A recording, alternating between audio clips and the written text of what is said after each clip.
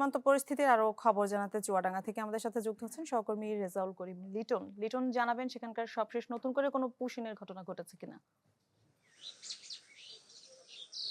মিলা, যে এই সীমান্তের এই যে খবর আমরা দেশবাসীকে জানাচ্ছি, সারা বিশ্ববাসীকে জানাচ্ছি। তো এখন কিন্তু এই যে মানবতার চরম বিপর্যয় ঘটছে সীমান্ত এলাকায় ভারতের পুশিন তৎপরতায়।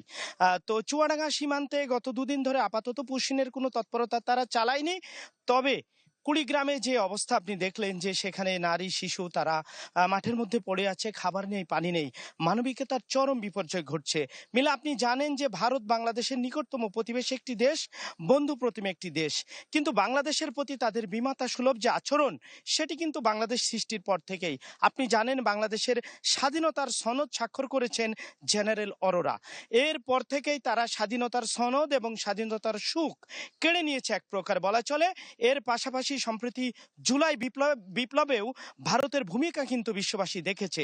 এর পাশাপাশি আপনি ইতিহাসের পাতা যদি উল্টান, তাহলে দেখবেন বাংলাদেশের অনেক রাষ্ট্রনায়ক থেকে শুরু করে গুরুত্বপূর্ণ ব্যক্তির হত্যাকাণ্ডের পিছনে ভারতের হাত রয়েছে।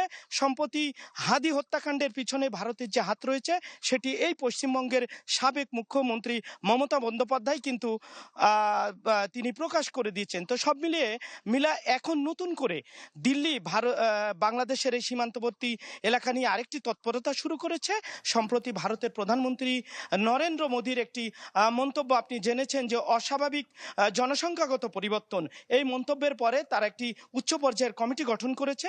বিশেষ করে সীমান্তবর্তী অঞ্চল এবং বড় বড় শহরগুলোতে তারা অভিবাসন প্রবণতা, জনসংখ্যাগত নিরাপত্তার প্রভাব, সেগুলো খতিয়ে দেখছে এবং ধারণা করা হচ্ছে আগামী দিনে এই পুশিনের তৎপরতা আরো তারা বাড়াতে পারে। জি, তবে জি, ধন্যবাদ আপনাকে।